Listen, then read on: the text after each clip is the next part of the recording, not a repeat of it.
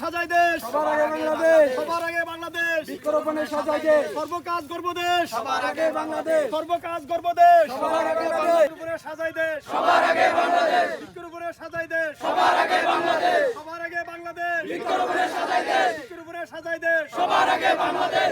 আমাদের প্রিয় নেতা জনাব তারেক রহমান আগামীকাল আমাদের বাঁশখালীতে এই যে আমাদের যাদের বাড়িঘর বন্যায় শেষ হয়ে গেছে তাদের বাড়িঘর করে দেওয়ার জন্য আমাদের সরকারের পক্ষ থেকে উদ্যোগ নেওয়া হয়েছে। আপনি জানেন সেই উপলক্ষে মাননীয় প্রধানমন্ত্রী তারেক রহমান আমাদের বাঁশখালীতে আসবেন। এটা আমাদের বাঁশখালীবাসীর জন্য, একই সাথে আমরা যারা বাংলাদেশ জাতীয়তাবাদী ছাত্রদল করি, বিএনপি করি, আমরা আমাদের যারা বিএনপি পরিবার আমাদের জন্য গর্বের এবং অনুপ্রেরণা। আপনি জানেন, আপনারা জানেন আমাদের শহীদ প্রেসিডেন্ট জিয়াউর রহমান 1978 সালে আমাদের বাঁশখালীতে এসেছিলেন। আমাদের আপসহীন দেশনেত্রী বেগম খালেদা জিয়া আমাদের বাঁশখালীতে এসেছিলেন। ঠিক তারই ধারাবাহিকতায় আমাদের নেতা আগামীকাল বাঁশখালীতে আসবেন। সেই উপলক্ষে আমরা 25 কোটি যে বৃক্ষরোপণ, 5 বছরে যে 25 কোটি বৃক্ষরোপণ, তার কর্মসূচির অংশ হিসেবে আজকে আমরা বৃক্ষরোপণ কর্মসূচি পালন করছি। আপনি জানেন আমাদের জুলাই আগস্ট গণ অভ্যুত্থানে 142 জন শহীদ হয়েছে।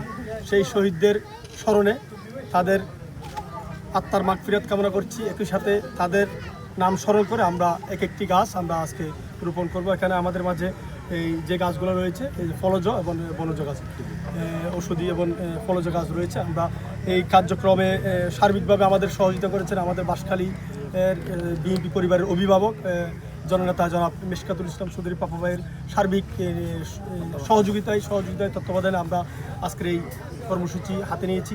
একই সাথে যারা আমাদের বাংলাদেশ জাতীয়তাবাদী ছাত্রদলের নেতাকর্মীরা উপস্থিত হয়েছেন তাদেরকে অসংখ্য ধন্যবাদ জানাচ্ছি।